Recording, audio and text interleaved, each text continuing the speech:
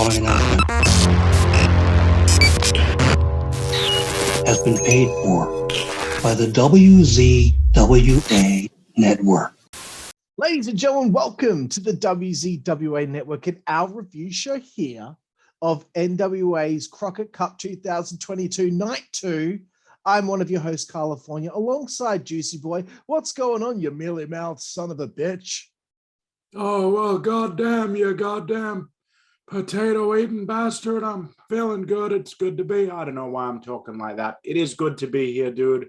Hell of a show that we just witnessed. Let's fucking hop to it, as you yourself would say. Yeah, bro. Sorry that, we're doing this a little bit later, but if I didn't do the interview then, I couldn't get it out of my head. So I had to have that time to get myself prepared. But look, bro, I know you're a bit tired. Let's get through this, though. This was a great show, bro. This is a great show. And no, unfortunately, this time I did not check out the pre-show.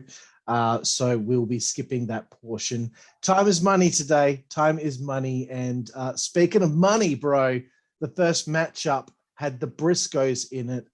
In one of the first semi-final matches against the Cardonas, which is Mike Knox and VSK. I'm going to throw this to you first, motherfucker. What did you think of this semi-final matchup here?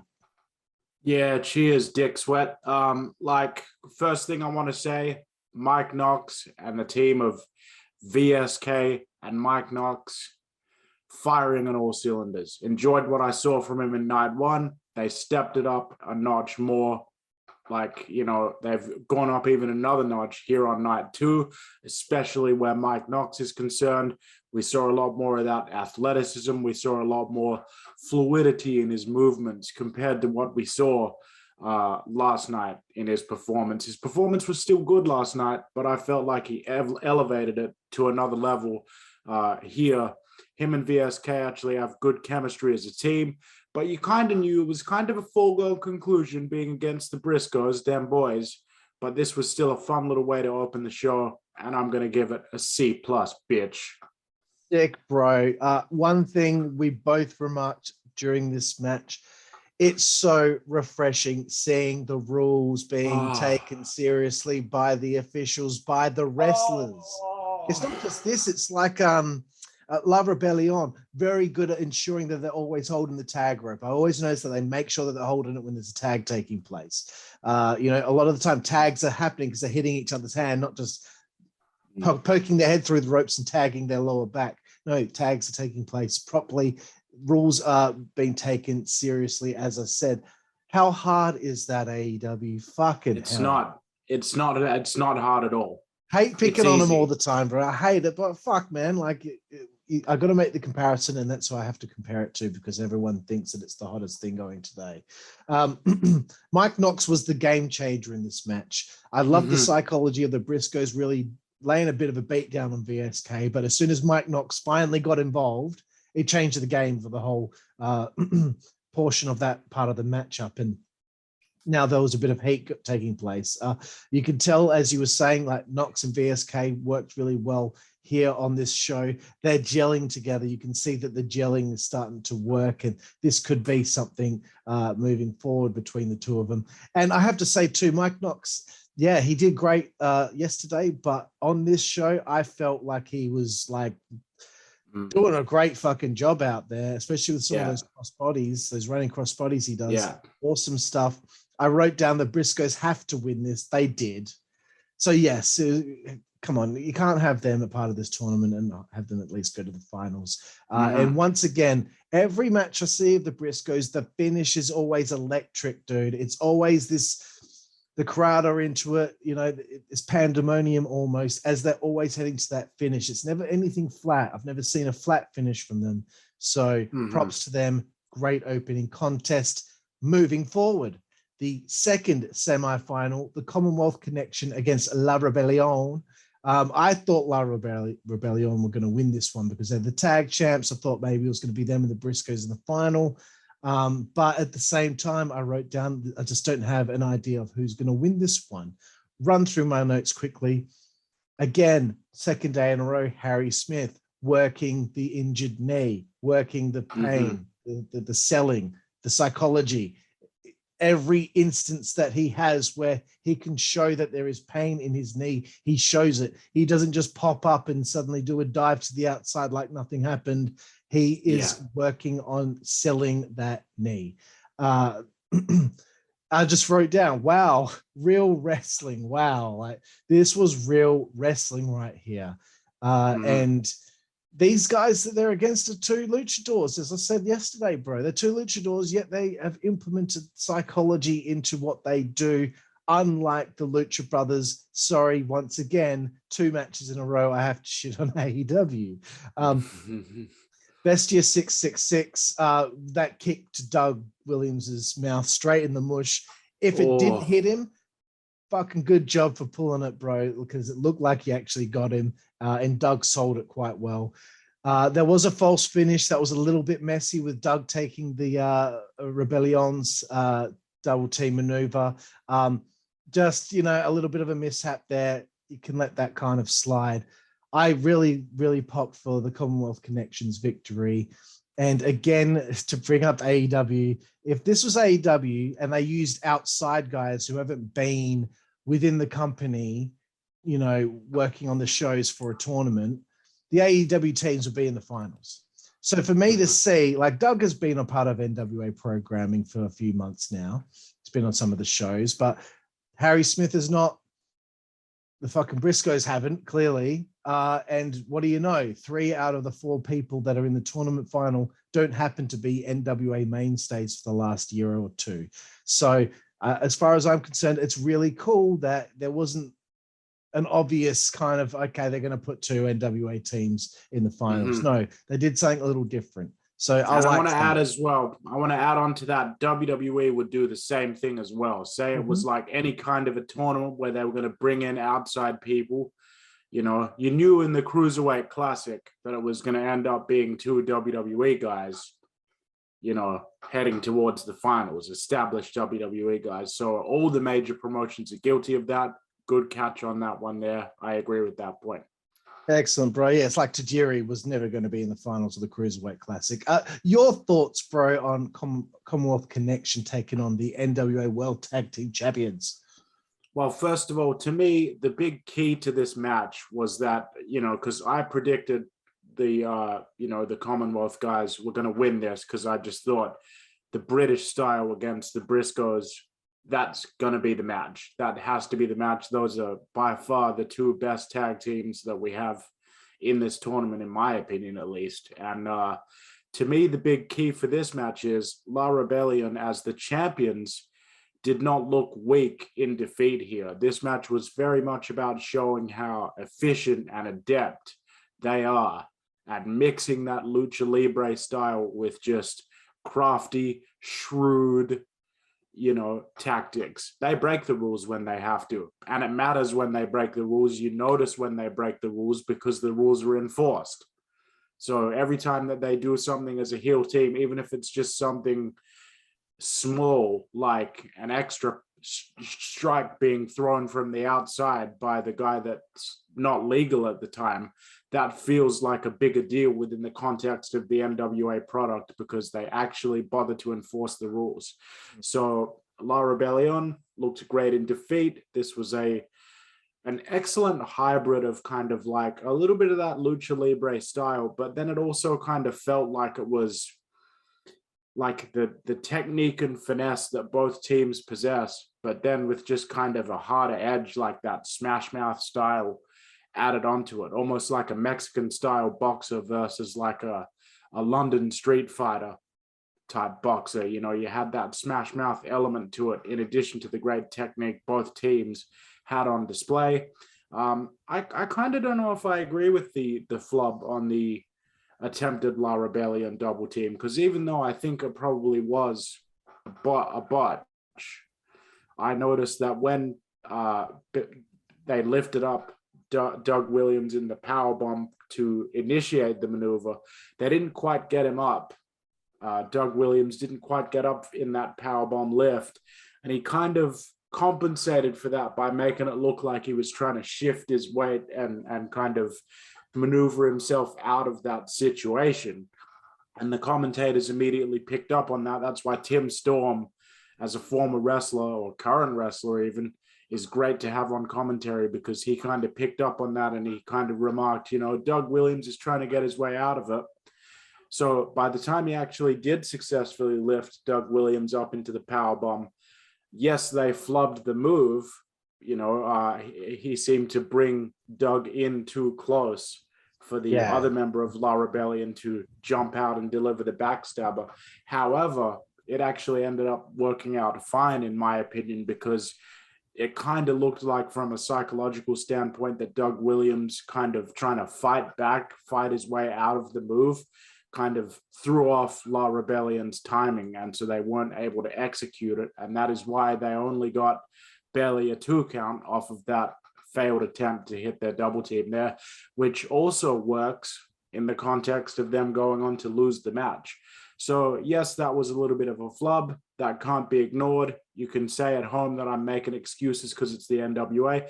No, I acknowledge that it was a flub, but I'm saying that because the rules are treated so seriously, and because everything that happens within the show is treated as though it was real, you can easily, as a fan, rationalize things like that. It's not like in AEW where everything's so pre-rehearsed and so pre-choreographed that when they do fuck something up, it just sticks out like a sore thumb. I'm going to go ahead and give this match a C-. I thought it was a tremendous match. Really interested in seeing more La Rebellion going forward. All right, bro. Well, I mean, I wouldn't put the word tremendous against a C-, but each their own. Well, okay, fine. Okay, all right, it was acceptable. All right, fine. Okay, all right. Right. Let's see if we can bring up AEW in every single match here, because we've done that so far. Next matchup, National Heavyweight Championship. Anthony Mayweather, the former Crimson, taking on his former partner, Dane.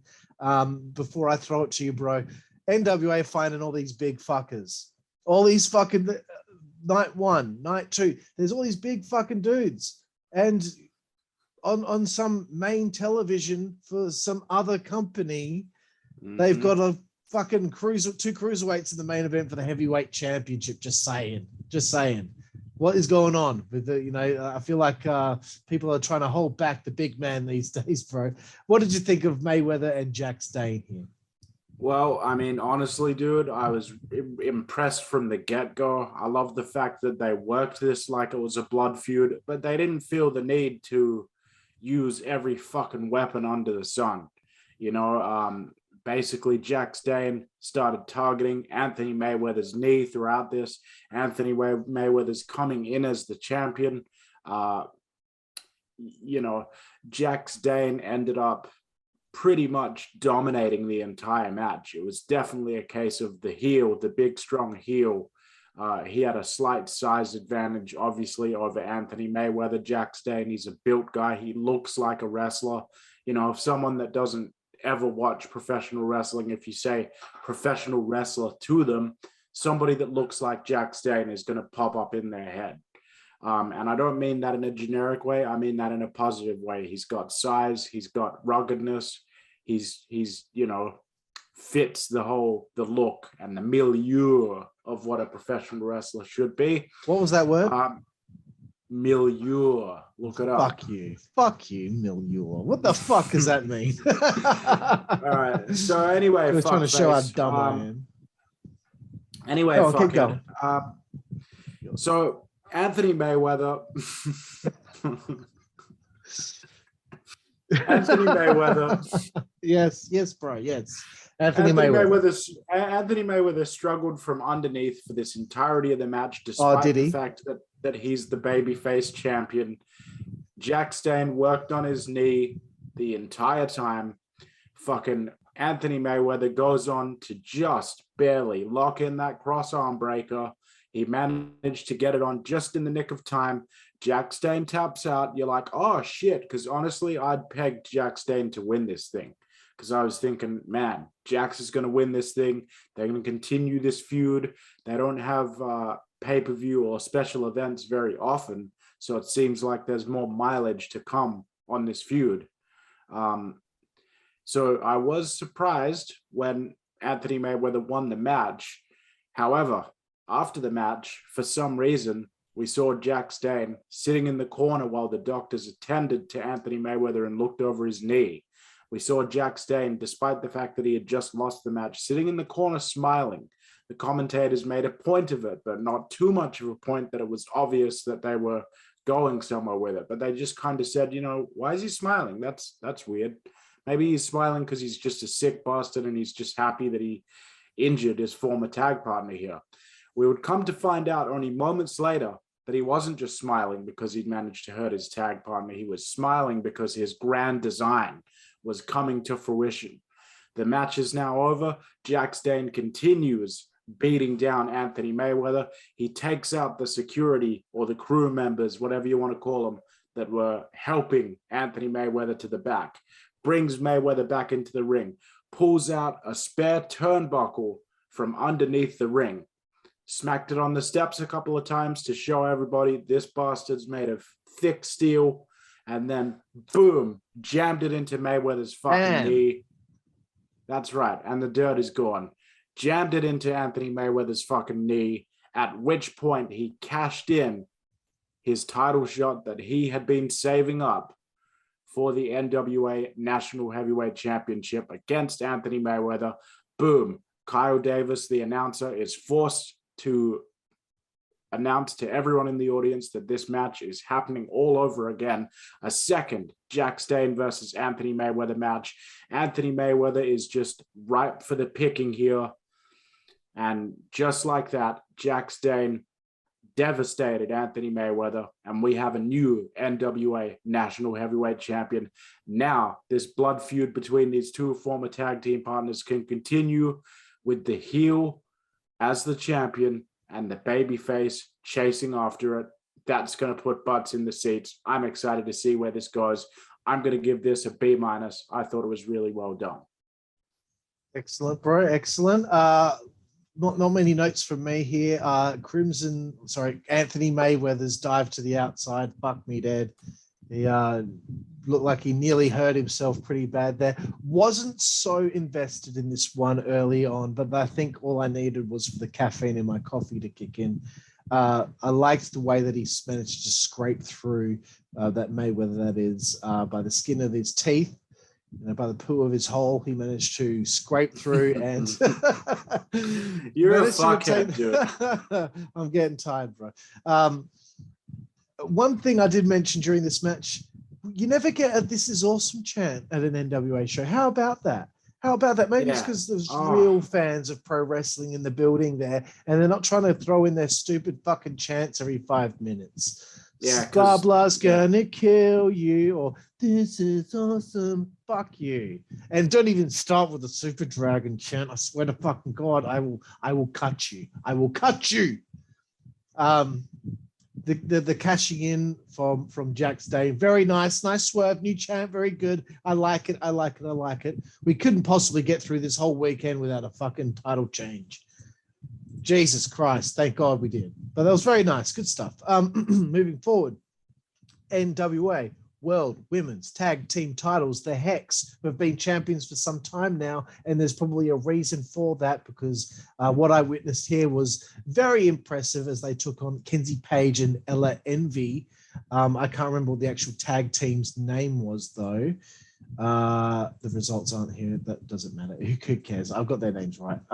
So anyway, the Hex are a tight unit, man. Like they clearly the work that they put together over the last however many months or years that they've been doing this is quite obvious. And gee, sometimes it feels like it must be hard being a women's tag team right now, unless you're a part of Shine or some of these other Stardom, some of these other wrestling companies that are solely for women, because they're not having to share TV time with men, which generally seems to get about 75% to 90% of every show. No matter what company, despite how hard Impact do work, they do actually do a good job in helping getting the women out there and pushing their tag division. But elsewhere, for a tag division elsewhere, it must be very difficult. I mean, look at WWE's right now. It is a fucking joke. And that's not a knock on the women, but they're all thrown together tag teams. So props to them for fighting the good fight for tag team wrestling for the women. They've done a good job. The Hex marks the spot. What a great finish to the matchup. Enjoyed it thoroughly, bro. And you would have thought at this point I'd have been sick of tag team matches, but no, they did a good job. What did you think? Yeah, I agree. I think that both teams had a firmly established act. I liked the fact that you actually had a babyface and a heel team, and they, behaved accordingly. I thought that, I thought that the Hex, of course, they stole this match for me. They are a legitimate team, a legitimate unit, two parts of a whole, as you may say. Hex marks the spot itself. Excellent finishing move. I just thought this was tremendous. I'm going to go ahead and give this a C+. There's not much else to say except fantastic work. Yeah, bro. I think it'd be cool if the Hex kind of went there to Impact Wrestling and brought their titles with them and do something there with inspiration or the influence. I would love to see that. I would love to see that. Havoc and Rosemary. The women over there, they need some more tag teams. I'm telling you. Don't bother with WWE. They won't get it. Don't bother with AEW. They don't have tag titles. Right. Moving forward, the reactivation of the NWA Junior Heavyweight Championship. Long overdue as far as I'm concerned. I feel like, WWE didn't get it right with the Cruiserweight Championship. They ended up just giving up on that. I don't think the way that they went about it should have been the way they went about it anyway. AEW, they don't have weight divisions. It apparently doesn't matter if you're 5'5", you can still beat the hell out of someone who's 6'8", apparently, because that's hell realistic, man. So we've got Homicide, Austin Aries, Colby Corino, Darius Lockheart here. 4-way match after a nice grueling little tournament to get there. I like that. What did you think of this contest? This was, I loved every match on the show, so it's really hard to sort of say, but this was probably one of my favorite matches on the show. I loved the fact that they put over the idea, they being the commentators, pronouns, pal, especially Tim Storm made the remark that, this is the weight division, this junior heavyweight title division, where you are going to see hybrid type professional wrestlers, the guys that can fly a little bit, the guys that can mat wrestle a little bit, the guys that can throw all the strikes. This is the closest thing in the NWA product that you are going to get, essentially, to the modern style of wrestling that has infected AEW and WWE like a disease. But it's being presented here in the NWA in a more scaled back fashion. What we had here was not a match between four men cooperating to pull off all these pre-planned spots. What we instead had was four guys that all earned their way into this championship opportunity, and they were all fighting each other. A knockdown, drag-out contest. Two younger wrestlers, two more experienced wrestlers, all versus all. Who's coming out on top with this championship? It was fucking tremendous. This is getting another DJ Jooseyboy recommendation. Go out of your way to watch it because my explanation can't do it fucking justice. Yep. And I'm giving this a B+. Yep, excellent, bro. Another Jooseyboy recommendation. Yeah, it was great, bro. It was great. First time I've seen Darius Lockheart perform. Fan of the name Darius because of Darius Rucker from Hootie and the Blowfish. So he did a crossbody and shifted his weight distribution for this reversal during the match, which I was very impressed with. I was seeing some stuff from him that I hadn't really seen before, and it wasn't anything that looked fake or looked like that they were cooperating with one another. It was stuff where he was moving his weight distribution to have himself come out on top with whatever the situation was. So I liked his work. And another thing, bro, this looked like a fight. Like four guys are fucking fighting. They're not going through pre-planned spots where there's dives to the outside and all these Tower of Doom, all these fucking hokey shit that you've seen a million times. Oh, old man yells at cloud. Fuck you, okay? It sucks. You can see it all the fucking time now. It's not fun anymore. If you have special effects in every scene of Star Wars, they're not special effects anymore, dickhead. But it looked like a real fight. 4 guys all fighting at the same time. Who's going to come out on top? Couldn't pick it. Couldn't pick it because, with wrestling these days, when someone's at a certain part of their career, they tend to not give them anything at that point. They tend to just have them there to put over the younger talent. Chuffed, pumped up that Homicide got given this platform here to become the junior heavyweight champion. This was the perfect choice for the winner. And, give him a bit of a run. Then maybe he puts over a Colby Corino. Maybe he puts over a Darius Lockheart. Who knows? Yeah. It'll be interesting. Darius is my guy that I want to see. I want to see Darius get this thing next. I really think that he showed a lot. I think he's got potential, man. I agree with you. He thinks outside the box as a performer, but in a good way, not in a disrespectful way to the business, in a way of like, how can I be different while still being a great, solid wrestler? Exactly, bro. I just disagree with this notion that anyone over the age of 40 can't win a championship anymore. Oh, they're too old. No, they're not. No, you can't tell the difference between Homicide now and Homicide 10 years ago. That's all there is to it. So fuck you if you disagree. You're wrong. You're hell wrong. Moving forward, just a quick little tidbit here, because I've kind of ignored some of the interviews that took place on this show, but this one was important. Kyle Davis with Trevor Murdoch. Trevor came out. He looked upset. He sold it immediately. It was believable.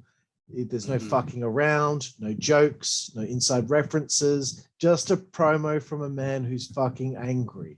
Cool. Now I'm interested to see what happens next. Not hard to do shit like that.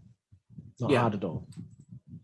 Right, bro. One of my most anticipated matches of the proceedings. My homegirl, Kamille, the NWA World Women's Champion, taking on Chelsea Green and Smiley. Was it Smiley Kylie Ray?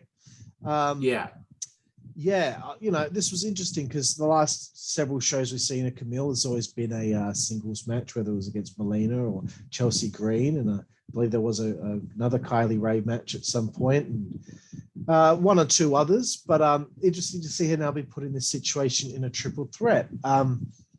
This is solid stuff. I can't believe I didn't hate the 4-way.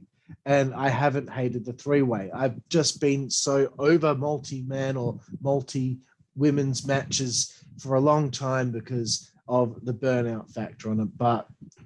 And I've been burned out on tag wrestling, and NWA had a whole tournament here and it didn't bother me. So fuck, man, they've done something right. If me, of all people, the most bitter fan in the world, can enjoy something, it fucking means something. I'm telling you. I like Chelsea's constant jibber jabber throughout the match, constantly just wouldn't shut up. It was great heel work. The ladies were given a good amount of time to build to something. That super kick from Kylie Ray on Kamille was great. There was a ref bump. That's where you and I got hell excited. I could tell. Like, we were both like, oh man, like this is great. This is great. They got us both when Kylie hit a TKO on Chelsea Green. But then soon after that, Kamille hits the spear and gets the win. Fuck yeah, bro. What did you think of the World Women's Championship match? Loved it. I'm going to say right off the bat, this match is getting an A- from me. This is one of my favorite women's matches I've seen in a long time. I thought that each performer in this match, Chelsea Green, Kamille, and Smiley Kylie Ray, each as I like to say, accentuated their strengths, hid their weaknesses. They gave Kylie Ray, as you said, a legitimate, genuine opportunity to possibly take home the victory in this match, even though going into it, she seemed like the least likely to win.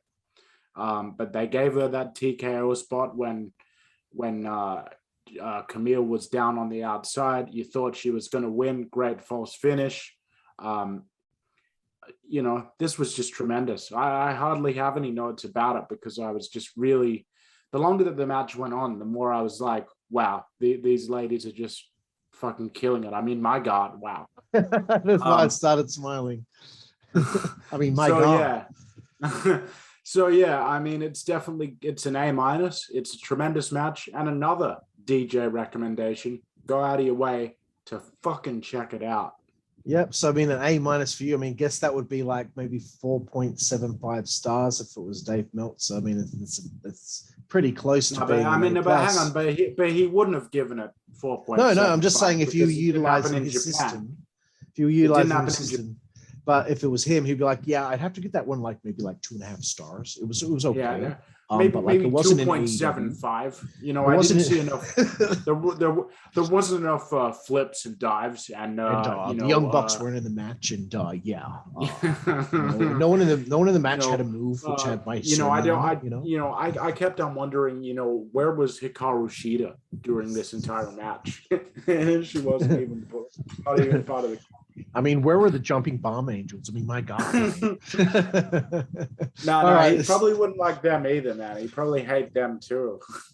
All right, let's move forward. We can stick on the Meltzer thing all night. NWA Television Championship match has to be a low light, and this isn't a knock on Rodney Mack because big fan. I back the fucking Mack, bro. Before the match began, Austin Idol was leaving Tyrus to his own devices by himself. No help at ringside. I'm just going to run through this really quickly before I throw it to you. Tyrus is so boring and slow. He moves like he's submerged in water. And I wouldn't have a problem. Like he's wading through a pool. Yeah, man, I wouldn't have a problem with him working like a big man, working a bit slower and not taking okay, that's fine. Don't take too many bumps. You don't have to. But as you and I were talking about, between something happening and the next thing happening, he just potters about in the fucking ring. And it just drives me up the fucking wall. It's not often that I complain about someone's wrestling ability unless they're doing something that doesn't appear to be realistic. Because everything he does is realistic. It's just between moves when he's just pottering around and taking forever to do the next fucking thing. Shit. And I know he's capable of moving because he had Mack in the corner at one stage and he fucking charged at him and gave an avalanche and it was great. But geez, man, just pick up the pace just a little bit. Anyway, Mack's superplex on him was dime. I really wanted Mack to win, and I just thought it was such bullshit that after all that, it was just the heart punch and it was over. Right? To me, I was just like, nah, sorry, no. He was kicking out at one that whole time, and all of a sudden, just one punch to the heart and it's over. Like he was punching him in the face several times. Just aim a little lower and you got the match won, bro. I don't really know if I like the heart punch. It's kind of cool, but at the same time, it's like the Big Show having a punch to the face as your finisher. Just punch him, bro. At the start of the match, just punch him. What are you waiting for? All right, bro, your turn. What do you think of the TV title match? Yeah, well, I tend to agree. I mean, I am actually a fan of Tyrus. I definitely think that, he's a big man. He's got some charisma, but we haven't really seen any of that charisma within NWA. That's another reason why I think it was a big mistake not to actually have Austin Idol at ringside, because I think some shenanigans from him definitely could have played a part in, how do I want to put this, kind of lessening the drudgery of watching Tyrus lumber around, because the camera could have cut to Austin Idol. You could have seen him on the outside coaching Tyrus from his position outside the ring, but we didn't get any of that because Austin Idol did not accompany Tyrus to ringside in this instance. I agree with you. I mean, I thought that all of Tyrus' offense looked great. The suplexes had impact. The avalanche was impactful. The superplex from Rodney Mack to Tyrus was excellent. I thought that Rodney Mack, bumping machine, I thought he had his working boots on. But as you said, like, to me, this was just dragged down, unfortunately, by everything that happened in between the moves and the spots. And it's not even that I have a problem with the idea of a big plotting heel that, is very deliberate in his movements and stuff. I'm just saying increase your speed by say 30%, Tyrus, and then you've got it perfect right there. You know, you it's cool to be slow and deliberate and methodical, but you know, you kind of, it's the same problem Randy Orton used to have, where like he at one point went through that period in his career where he was too slow and methodical to the point where it was just fucking hell, dude. Like, get to you it. know, yeah, that's kind of what this was suffering from. And unfortunately, I'm going to have to give this my lowest rating ever for an NWA match. I'm going to have to rate this match a D+. Same, bro. I was really gunning to see some solid stuff for Rodney there. I really wanted him to win it. I hope that in the future he does become the television champion, because I still feel like Rodney's never really had his moment in the sun on a bigger platform. And he's a great worker. He looks imposing. You know, we could do a whole podcast just about, you know, how underrated Rodney Mack is. I agree with you, dude, wholeheartedly. Yeah. Time to finally get to the Crockett Cup final. It's the Briscoes and the Commonwealth connection of Harry Smith and Doug Williams. David Crockett is back. Pope is also there on commentary as well. Nice little change up before we get to that main event. What did you think of this Crockett Cup final, bro? I mean, right off the bat, I'll say this match is getting an A+. This, to me, easily could have been the main event of the show, even if we didn't have that amazing championship match in the main event to follow it. But to me, this could have been a main event tag match in any promotion, and it would have been, you know, amazing. So A+ work. It was everything that I, as a fan, you know, wanted to see from the clash of these two teams. I still reiterate what I said from last night, that I think that all the major promotions around the world are fucking nuts for not having signed Harry Smith to a contract. I think that Harry Smith is, not only is he, you know, every bit as good as his father, the British Bulldog, was, but he's also different in a lot of ways, as much as he is the same from, if you compare him directly to his father. He's got all the tools and all the gifts that his father had, but he's also been able to introduce some more of that modern, hard-hitting, strong style wrestling into his arsenal. The little details, as you said, I mean, the selling of the knee, exquisite. Everything that the Briscoes did, exquisite. You could see there were occasionally moments in there where they would have a little bit of fun at the expense of Harry Smith and Doug Williams, because they're these serious kind of like no nonsense, you know, British wrestlers, and then you've got these crazy redneck chicken farmers from Delaware. And so that dynamic on a psychology level really worked, because it was such a sharp contrast, in addition to the contrast between the styles. You know, there was different points where the Briscoes were forced to get down on the mat and wrestle, and then there were other points where Harry Smith and Doug Williams were forced to brawl and, you know, go balls to the wall, smash mouth, which they can do. That's a part of their arsenal, but it's not the strongest part of their arsenal. Just like wrestling on the mat is something that the Briscoes can do, but it's not the strongest part of their arsenal. So here we saw like a swinging pendulum. Whose match is this going to turn out to be? Is this going to end up being a Briscoes match, or is it going to end up being a Commonwealth connection British style match? And, you know, phenomenal work. It's a Jooseyboy recommendation. Go out of your way to fucking check it out. A+. The Briscoes pick up the win. I feel that that's the right fucking move. I'm hoping that this will lead to FTR coming into NWA for a shot to face the Briscoes. There are several reasons for this, which I'll just go into here. Number one, FTR has been criminally underused on AEW TV. The way that FTR fired Tully Blanchard as their manager was fucking disgusting, given that they'd been a successful act together for fucking basically since the inception of AEW. And there's those rumors that Time Warner doesn't want the Briscoes being brought into AEW. AEW has that working relationship with the NWA. The FTR and the Briscoes have that respect for the tradition of the NWA. It would be a huge boon to get this match that has been anticipated by fans for quite a while now, since Final Battle at the end of last year, between FTR and the Briscoes. I'm saying it here, bro.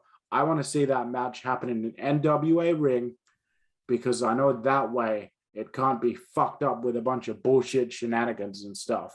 If they were to do the match in AEW anyway, I feel certain that the Young Bucks would come out and, you know, they'd do some fucking bullshit and ruin the match somehow.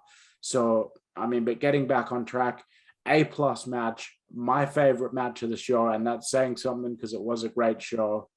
Just the perfect payoff to what was a great tag team tournament for the Crockett Cup. Yeah, bro.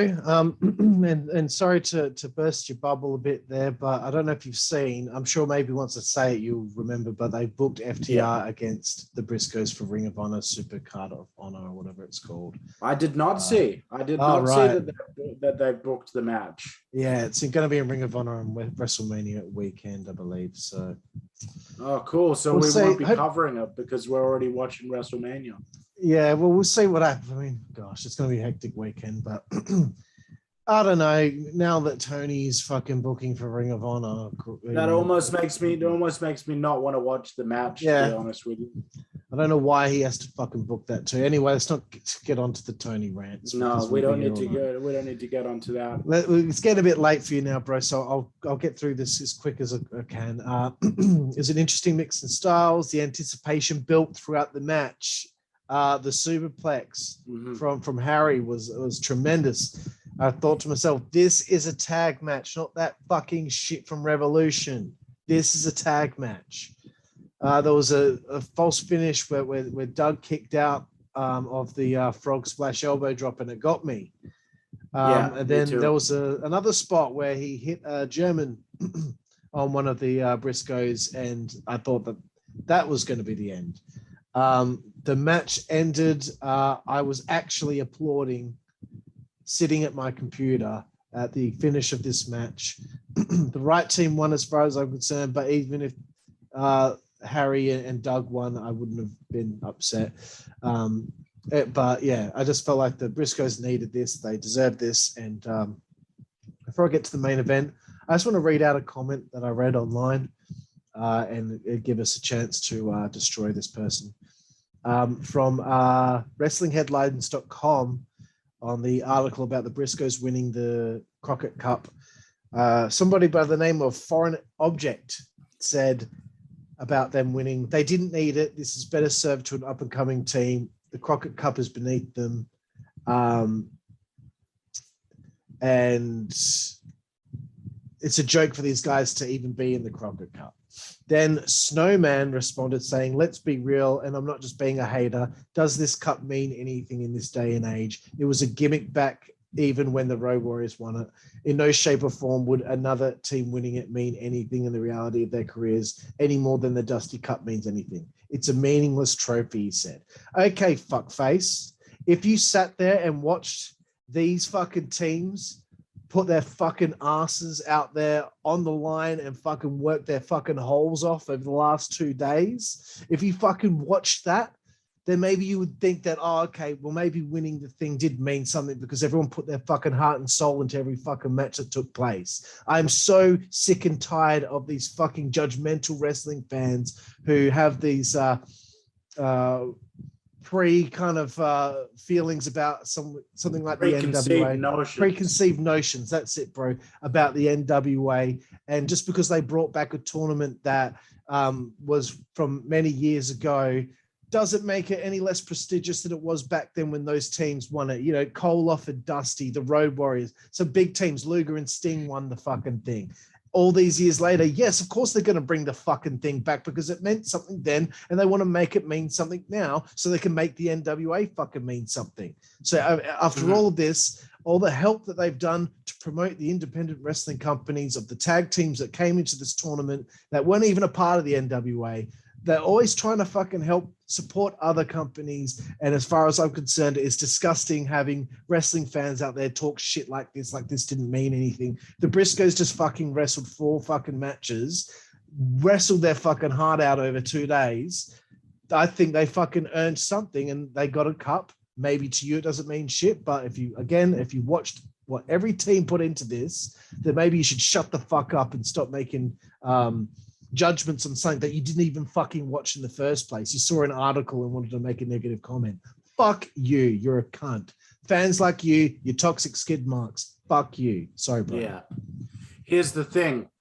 You know, we like to go ham on AEW a little bit, but we actually watch AEW and follow along with it. So we have direct evidence before our very eyes of what we do like and don't like from that product. Here's a foreign object I'd like to stick up your fucking ass, you stupid fucking pile of shit. And here's a second foreign object I'd like to stick right in your fucking mark eye. The Crockett Cup was more than a gimmick back then because they didn't just do gimmicks back in those days for the sake of gimmicks. They may have created it with the intention of putting it onto a team like the Road Warriors, but that doesn't mean that it wasn't important because back then everything was treated as if it was 100% legitimate. By the way, the Dusty Classic, which you also referenced in your ignorant fucking comment, say what you will about the WWE, but they're very good at showing respect to the people that they admire and care about and miss that have passed on. And the Dusty Classic exists to pay homage to Dusty Rhodes, who a lot of the NXT performers considered to be a mentor, a friend, a hero, a father figure to them, right? I remember an episode like the entire roster, the entire WWE, the whole wrestling world was devastated when Dusty passed away. You know, that the Dusty Cup exists to pay tribute and respect to a man that helped put NXT up to the heights that it eventually reached and is still reaching, and it's still crushing AEW, Rampage, and Dark. You know what? I wonder if those same fans that made that comment would say the same thing about the Owen Hart Cup that we're about to be seeing contested in AEW later on this year. I wonder if they'd have that to say. That's all. I'm going to leave it there. It's not even really worth my time getting arced up about, but you know, here's one foreign object. It goes up your asshole. Here's a second foreign object. It's going in your mark eye. Thanks, bro. I just wanted to get that out there because, again, we do that from time to time in the reviews. We will bring up comments we've seen online. We set the fucking story straight. And again, if you disagree, you're actually wrong. It's fucking hilarious that we're correct 100%. There's nothing you can say. Yeah, objectively, we're objectively correct. Like our opinion is objectively right and yours is objectively wrong. Fuckface.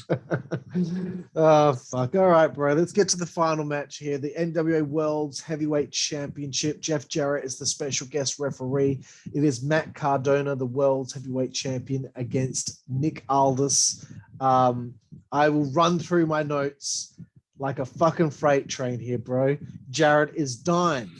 It's exciting having him there. Again, another special guest, like we had David Crockett, you know, like we had Mick Foley, like we've had Ric Flair. There's always a special guest doing something. I like it. I like it. I like it. There was a sign in the crowd that I really popped for that said, Aldis has that big Nick energy. I dug that. Again, with Matt Cardona, I still don't feel the main eventer in him. He's a great wrestler, but it's really hard to shake off that goofy Zack Ryder stuff. It's just difficult, man. He's trying. He's doing a good job, I must say, but I still I don't feel it.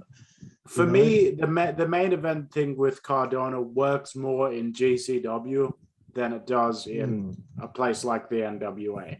You know, it's not a knock on Matt Cardona, as you said. I know I'm cutting in here, but I fully agree with that. You know, that's the perfect way of putting it. Yeah, thought so, because we're not really wrong very often. No. Tim Storm getting out of his seat when Cardona flipped him off. That That just makes us laugh, bro. That's great stuff. I had a feeling Tim Storm, Jarrett, our close personal best our friend. close person, is almost like our dad. Maybe he is our Yeah. dad.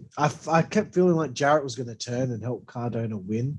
One thing I want to say is Cardona, like, you've pulled this so many fucking times during the match, dude. It was overkill. All right. Maybe you think you're getting heel heat, but like, dude, it's so like, it's the cheapest Like way to cheap get heat, it. yeah. That, come on, It's like man. There's got to be other things you can do. It's the body language equivalent. It's like the body language equivalent of, you know, shitting on the local sports team for heat. Exactly, bro. It's just like, come on, man. Like, okay, once to Tim Storm's fine, but he did it like 4 or 5 times, man. Anyway, it was kicking into higher gear toward the end. There was a near fall with the big elbow. I thought Cardona won the match at one point because I was in the middle of typing Cardona wins during a pinfall, but then it was a false finish. So you got me. Well done, boys. Another rant that we usually go on that we hope we can't take too much time more now, bro, because it's getting a bit late. But people on your fucking phone. Oh. Watch it. It's the definition of watching it is way better when you're just looking at it than through your phone. Yeah. Fuck, man. Hey, dude, you know what? This review that we're doing right here, this is a form of entertainment, right? So all you guys that are watching at home, we appreciate it, by the way. Like and subscribe, share this shit around. Do you sit there and watch our reviews like this? That is so stupid. So that you can show people later on and go, hey, look at this review that I watched on the WZWA network. And then the person would just go, well, fuck off. I would have watched it myself if I was interested in seeing it. I don't want to see some fucking shaky fucking video that looks like Michael J. Fox shot it on someone's fucking phone.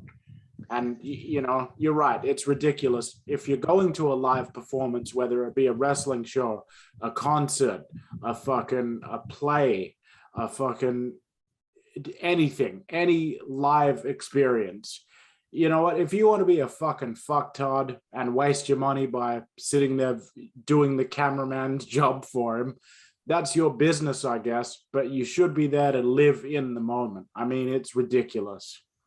I had enough with it, man. Like anytime I go to a concert, I might take one picture just to, you know, if I'm seeing Kiss perform and I'm like, you know, 10th row or whatever, I will take a nice picture. That's it. I'm not filming it to upload to Twitter for someone to look at. Like, because no one fucking cares. No one watches it.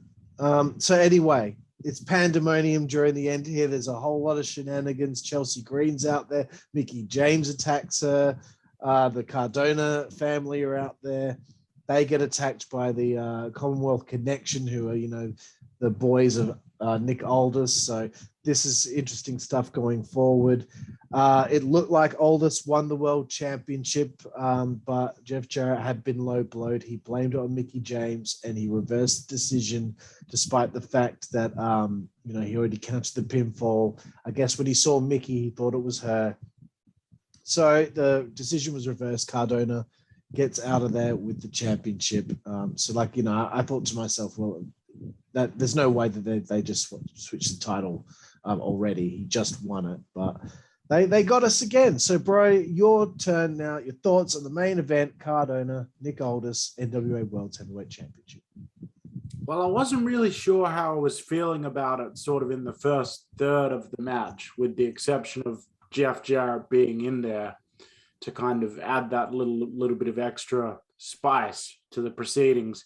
But as it went along, you know, I started getting invested in it. And before I knew it, I was along for the ride. This was a very solid, very well-paced, very organically evolving story that was told in this match that was conducted between two professionals. I thought that Matt Cardona, even though I agree with you that he doesn't really have that main event vibe for my taste, as far as the NWA product at least, I felt that he once again is showing here in this match just the kind of versatility that he has as a performer. I liked the touch of Jarrett saying, "No, you're not going to be able to get yourself counted out. Fuck that." I remember that by the time Mickie James interfered and Nick Aldis actually locked in the cloverleaf and Matt Cardona tapped out,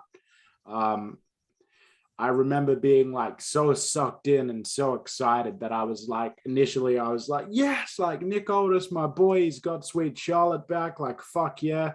The world is right again, because Nick Aldis is actually on NWA TV every single episode. You know, that's the first year that I was watching the NWA product. Nick Aldis was the champ, feuding with Tim Storm, the glory days of power. For me as an NWA fan. And I was like, I was so pumped. And then all of a sudden I started thinking, wait a second. Chelsea Green just low blowed Jeff Jarrett moments before this. That means it's null and void. That means that Jeff Jarrett did not ring the bell because Matt Cardona tapped out. It means he rung the bell to disqualify Matt Cardona because someone in his corner low blowed him unfairly. They also brought up the idea that perhaps Jarrett had mistakenly thought that, you know, Mickie James had thrown the low blow instead of Chelsea Green. But either way, it doesn't matter because the title can't change on disqualification in the NWA. So, you know what? It's an example of a dusty finish being done exactly the way that it should be. It actually sucked me in. Even as a kid, when these kind of finishes would happen, when I would see them happen on WWE or Impact or anywhere else, they wouldn't really suck me in. I'd be like, okay, that's cool. This was a cool way to finish this particular match, or this was a lame way to finish a match that I was hoping would have a definitive outcome. But they never sucked me in. But here, because the rules were treated as being important, once again, I'm doubling down on that, because they treated this like a sport, like an actual competition, you know, like the finals of a huge sporting tournament or something like that. The rules were treated as being important. Everything that happened in this match was treated as being real and happening in the context of a fight. And therefore, by the time we got to that finish where Matt Cardona's hand was slamming that mat, tapping out, I was sucked in. I was like, oh, Nick Aldis actually won the belt back. I didn't expect that. I expected Cardona to, by hook or crook, win this thing. But I was so, you know, into it by that moment in time that I didn't even realize Cardona has won it by hook or crook, because Chelsea Green knew exactly what she was doing when she low blowed special ref Jeff Jarrett. This match is getting an A-2 and a Jooseyboy recommendation. Go out of your way to watch it, bitch. Dick, bro. Well, that took us to the end of the show. Time for your final rating out of 10. You gave yesterday a 9. What are you going to give night 2? Well, you know, night 2, much like night 1, was again another outstanding evening of wrestling action, traditional wrestling action, the way that we like it. You know, it's the wrestling equivalent of a good, strong cup of coffee with no extra frills and no bullshit. But there were a few more little bumps in the road this time. So instead of a 9, I'm going to have to give this night 2 of the Crockett Cup an 8 out of 10. Definitely go out of your way to check this out if you haven't watched it, guys. It was a great show. And yeah, I mean, I just, as I said, I think at the end of our previous review, I just continue to be excited about what's coming next for the NWA. It is the best kept secret in professional wrestling today. Excellent, bro. For me, I guess I really enjoyed yesterday. I gave it an 8. There were probably more low points on night 2 than night 1, but the high points that took place on night 2 for me, with the Briscoes winning the Crockett Cup, with that great main event, with the women's championship match, for me, I would take those moments and it would elevate the show just enough for me to make it an 8.5 out of 10. So there we have it. Very nice. Crockett Cup 2022. Thank you for your time, Juicy Boy. Yeah, no fucking worries, brother. And thank you all out there for joining us here on the WZWA Network in our review show here of the 2022 Crockett Cup. Day and night 1, day and night 2, Dunsky. We will see you down the road. Thank you very much and good night. Network, that's the way we play. Good God Almighty. Network, that's the way we play. Get puppies. Network, that's the way we play. Get. The following announcement has been paid for by the WZWA Network.